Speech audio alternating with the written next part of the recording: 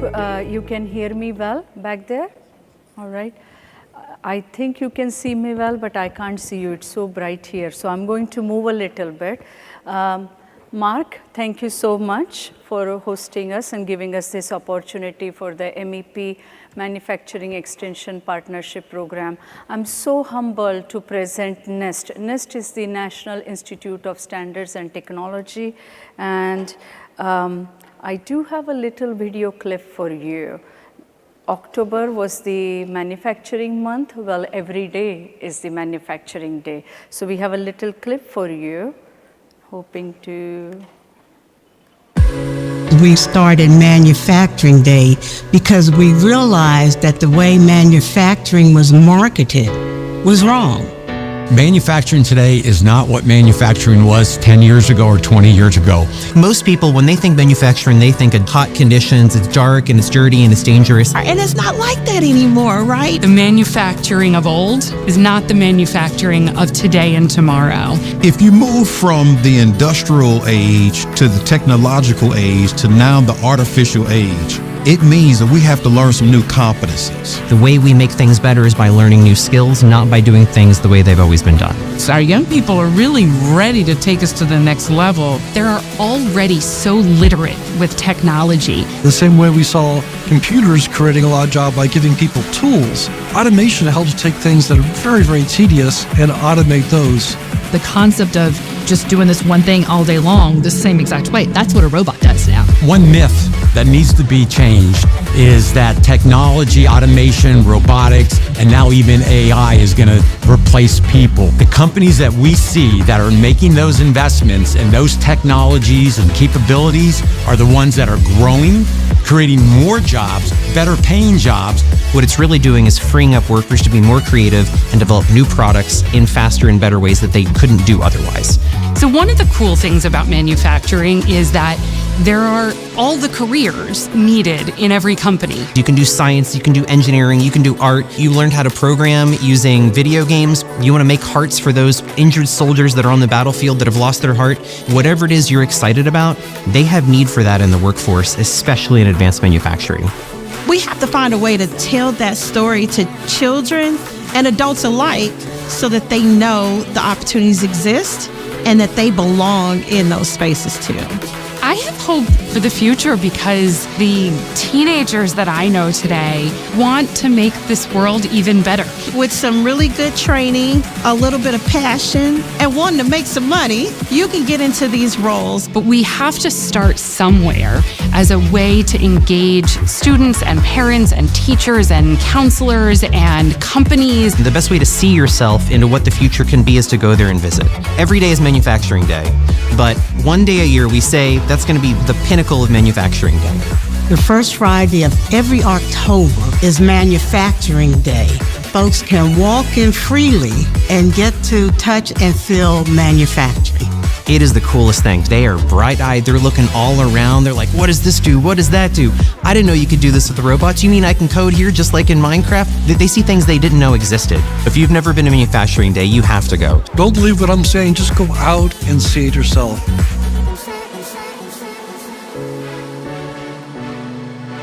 So I think it's, before we go into the slides, I like to know my audience. So how many of you represent large manufacturers? If you raise your hand. Well, you too have unique responsibility. I'll tell you, so I'm a big fan of understanding where our manufacturing trends are.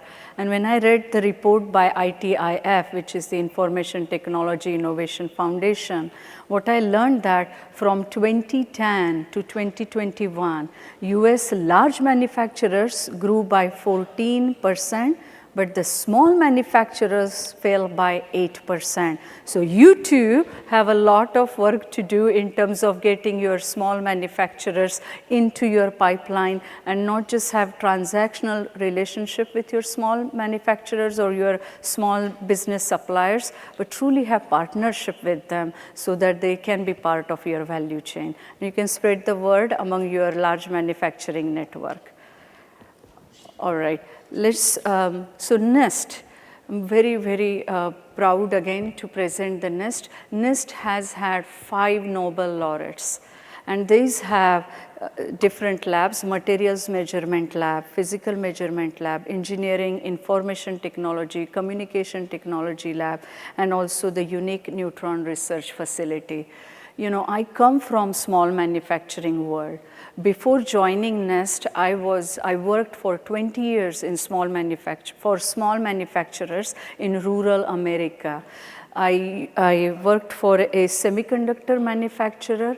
Therein, I quickly learned that my employer, very fine employer, didn't have the resources that we needed to have this advanced testing done. And that's a pain point for many small businesses, many small manufacturers.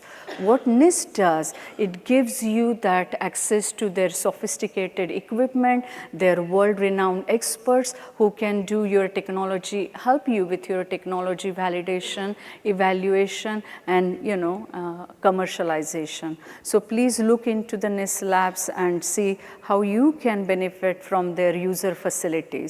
MEP, Manufacturing Extension Partnership, also has one service called Matter Plus. What we do therein is any manufacturer or manufacturing supporting organization, any business can come to us, and my team, the MEP team, will connect you to the NIST subject matter experts and see if there is, how can we get you the access to those resources. And that phone consultation between your small business and manufacturer with the NIST labs, that is at zero cost to you. And we really want to make sure we connect the dots between the technology and also the commercialization. NIST also have 3 industry-focused programs. One of them is us, MEP, Manufacturing USA Network. I'm sure you are all familiar with it. Yesterday, they announced the 18th Manufacturing Institute, Smart USA Institute. If you need more details, please let us know. Also, my fine team member, Savan Thon, is here. He can also provide the details. Baldrige is another great program. Small businesses, small manufacturers need that operational efficiency, need that organizational development and workforce development. We work very closely, MEP work very closely with these Manufacturing USA Network and also the Baldrige framework. You know, when I was working for manufacturers, I always used to think, do they talk to each other? These all government programs and all these various entities, we do talk. So I'm learning that we do talk. Please let us know if we don't have answer to your problem. We will connect you to network of networks that we have within federal ecosystem. How many of you are familiar with the MEP National Network of 51 centers? Can you raise hand? All right, I'm happy to see that. This is truly one network. It's not 51 centers. If one MEP center does not have that comprehensive solution for you, they will connect you to the other MEP centers. So it's truly a network. We are spread across the nation and also in Puerto Rico. This is just to give you the lay of the land. I call our manufacturing MEP center staff and the leadership as the trusted advisors. I have used them when I was a manufacturing, when I was a manufacturer, I have used MEP National Network, Missouri MEP services there. MEP National Network of 51 centers, they have vast network at the national, regional, and local level. They know who are their regional manufacturers. They know who are the state entities and the state stakeholders. And also not to forget educational institutes where the new workforce pipeline is coming up. We are spread across 469 service locations. And again, just to give you a bird's eye view, the network interacted over 36,000 manufacturers. And again, talking about the data,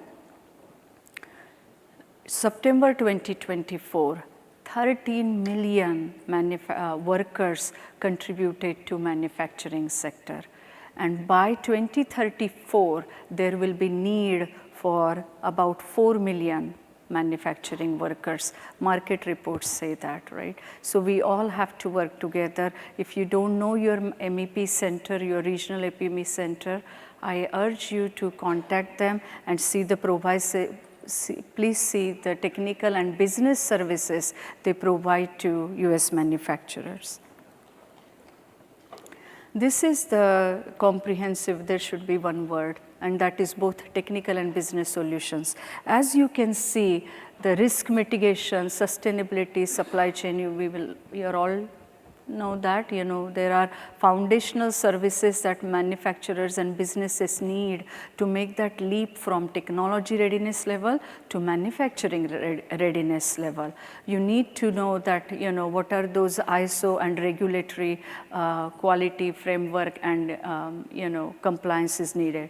When I made switch from semiconductor industry to medical device manufacturing industry, I was very new, but the mechanisms are same. What does your manufacturer need? They need long-term viability.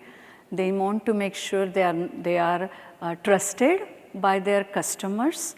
Very important that we understand the regulatory and ISO aspect of the framework and cybersecurity for risk management, and also understand how to mitigate those risks, the supply chain disruptions.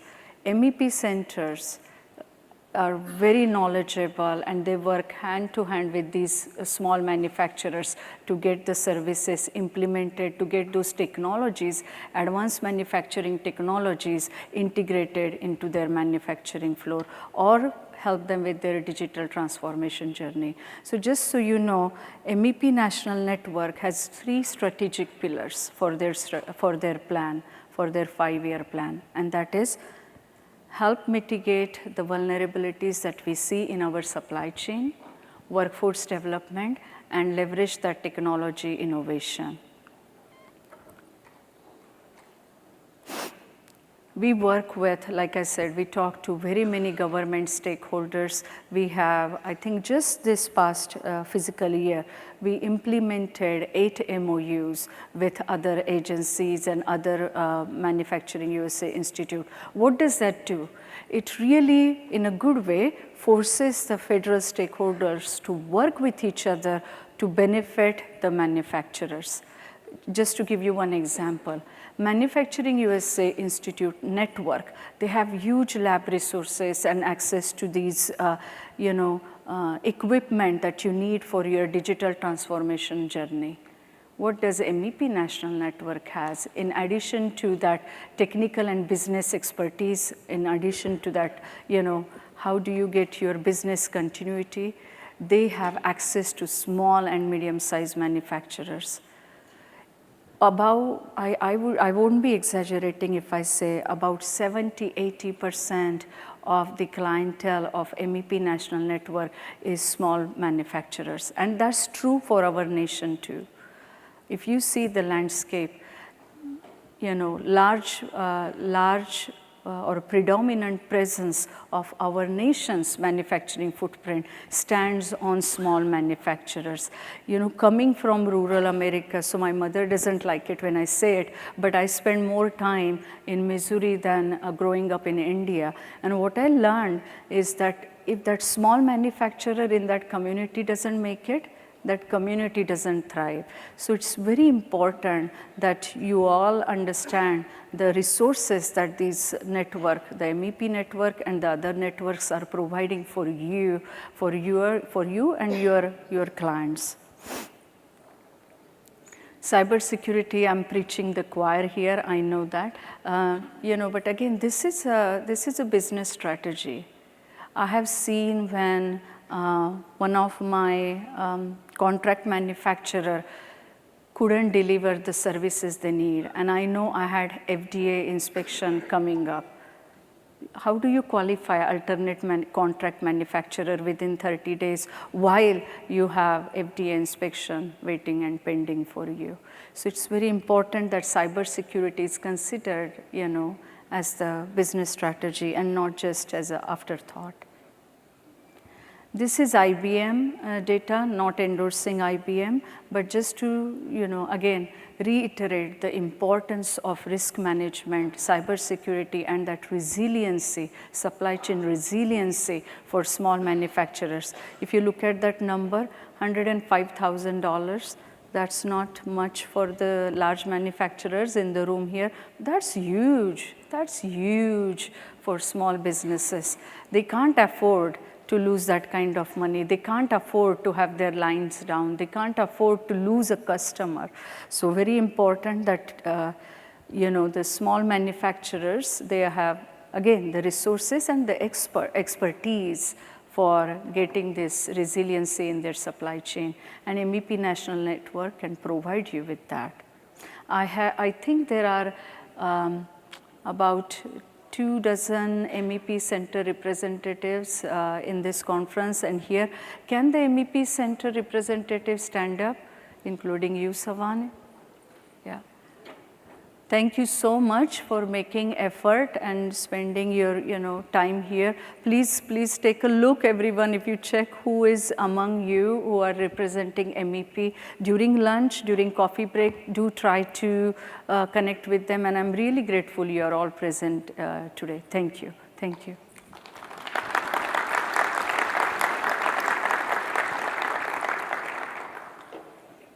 All right. This is Savan Thon's favorite diagram. He can explain it better. You know this better. Industrial controls, process controls. And this is all tied to also your, your people resources. Again, you want to make sure there is IT, OT integration, and your company, your client is resilient.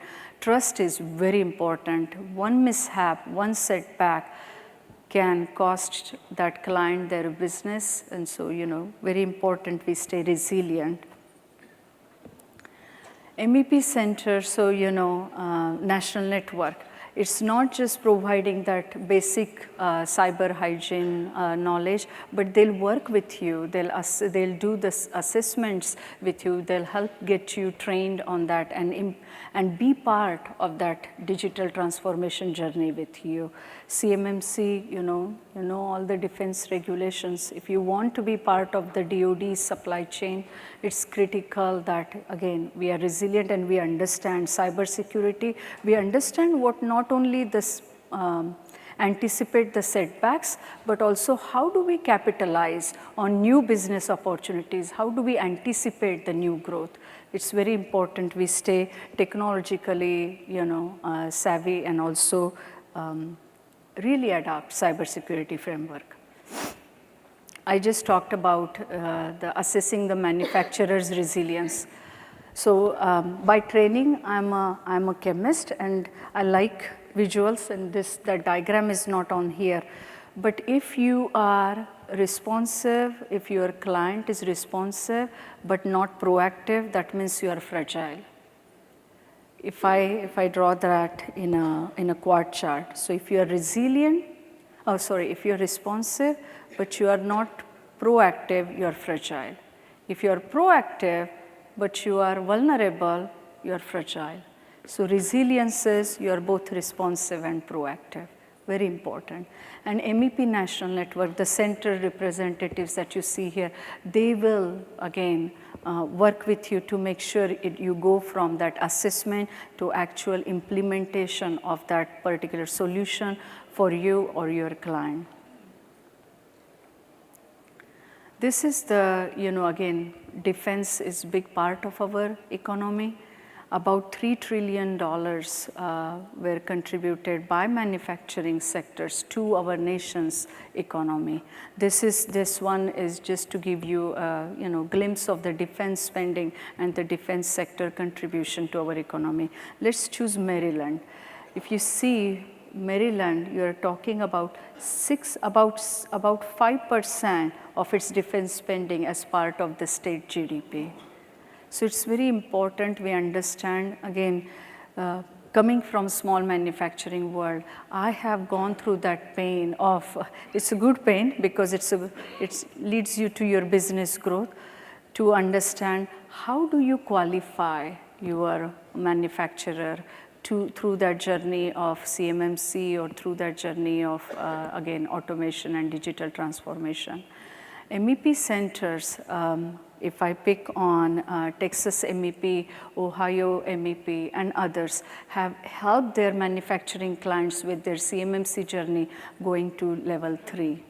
There are all these MEP centers you see, they know how to help increase your production capacity. They know how to integrate that cybersecurity risk management framework for you. They know how to help you implement the NIST cyber guidelines. So really great resource there. I'm not just saying because I'm representing MEP, but I have seen the value of the national network and what it does for the small manufacturers. We talked about the NIST 800-171 I learned from the past session. There also that, there is true value in there. We are working very closely with the NIST labs. So this program is very unique in a way. It's housed within a scientific agency which has access to all these experts. So when I want to understand something, I go to our NIST Information Technology Lab and I say, how can you break this down and tell me what aspects of this framework will be used for my small manufacturers? Like I said, MEP centers understand this very well. They'll help you. I think we are coming close to the end. So these are a couple success stories here for you. Louisiana MEP, they help this manufacturer, producer of quality game calls. These are those, how many of you go for hunting? They have those special hunting whistles, yeah, So this is any product, including your hunting whistles, You need to have the product integrity, you need to see what data are you collecting and how it can be used for your future, decision, your data decision making. New Hampshire MEP, they have been helping this EMI, RFI devices manufacturer for various different, commercial and also defense use. They help that manufacturer understand the NIST 800-171 framework and help implement that. And again, be more resilient and help with that system security plan. Wyoming MEP, they helped with this manufacturer, heavy industrial machinery manufacturer used in oil, gas, chemical refining markets there. They help them understand their, how get them integrated into the DoD supply chain, help them understand from commercial to, again, defense supply chain, and help implement that security planning. South Dakota, which has this manufacturer in all different sectors, aerospace, defense, medical, they help them with their aerospace 9100, very important, very important. If your quality regulatory compliance is not in check, it's not just non-conformances, but it's also impact on your bottom line, on your business, because your customer wants to do business with those who have all those risks under control. And I think that's it. But before I finish, we do have some time. Would some of the MEP Center like to come here and share their, Eugene and Dan, would you like to come and share an example or two of how you have been helping the center? So I'm putting them on the spot. They do not know, so you will see how prepared they are. How do you get this? Thank you. Let's give them a round of applause.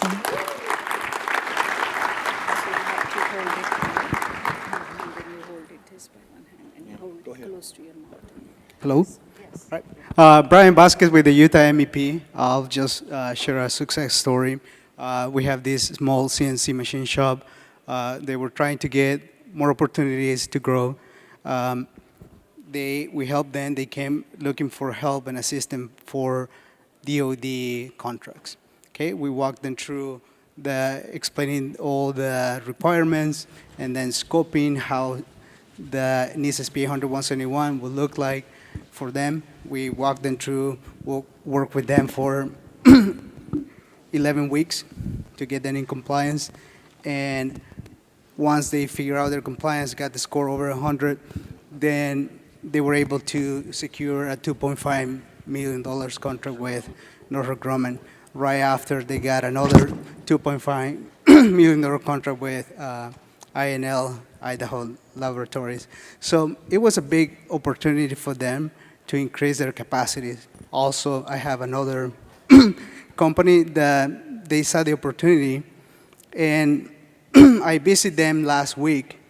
And after they got their implementation in place, they added their third bay, and they went from 4 employees to 11 employees now. So it's a good opportunity. Okay.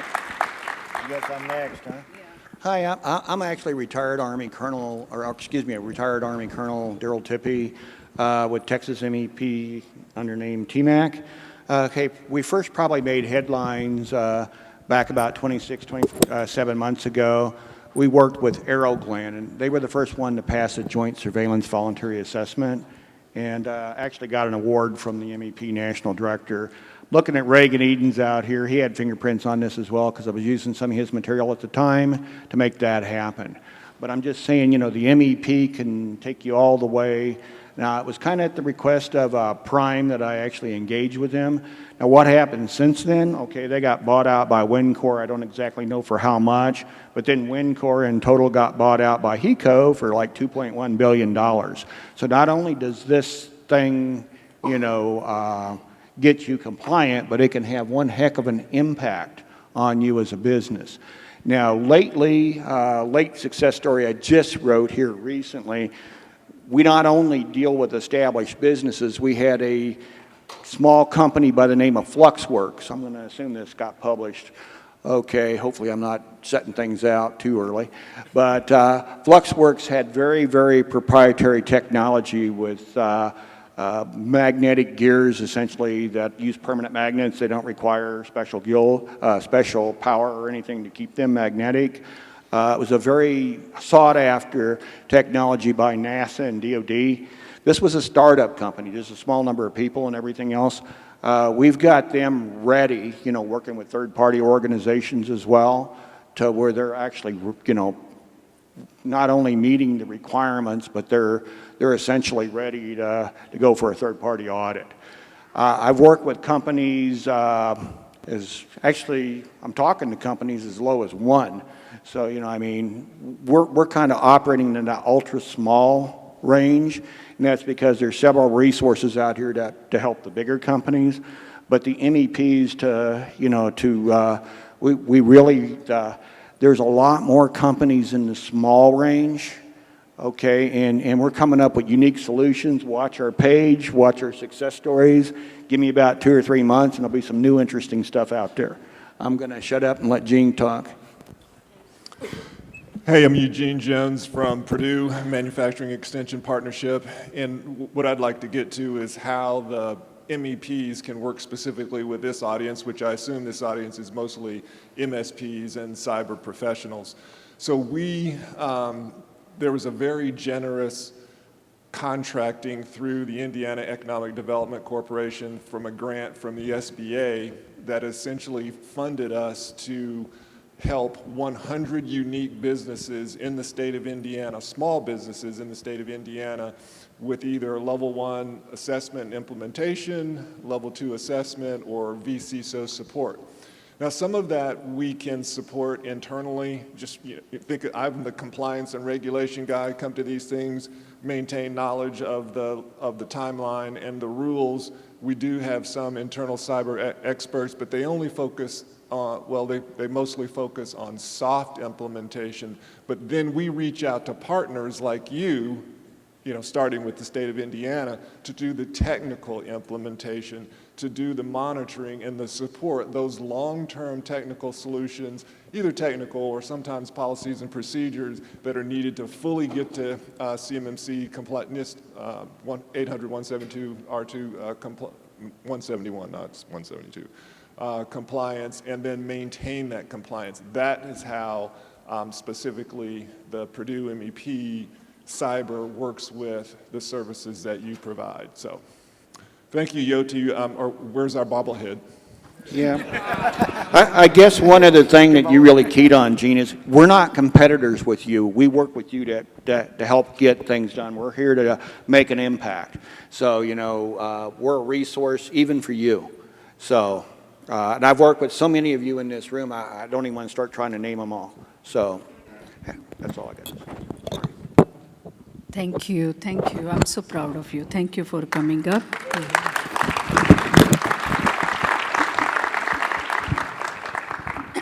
I have one call to action. How many of you are just manufacturers, just employers? All right. So call to action is, I am personally speaking, I'm always worried about the foster kiddos who aged out of the system. So do encourage your employer to have initiatives and programs that can get them into the manufacturing pipeline. I know some of the centers have very unique workforce programs and that you can tap onto and understand how you can get the, those populations and especially the foster kiddos back into our manufacturing pipeline. Thank you so much, everyone. Look, I'm giving you time back for more lunch. Thank you. Thank you.